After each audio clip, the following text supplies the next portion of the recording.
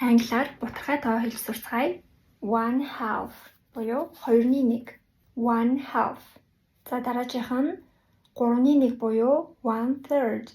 1/3. 4/1 буюу 1/4. 1/4. 5/1 буюу 1/5.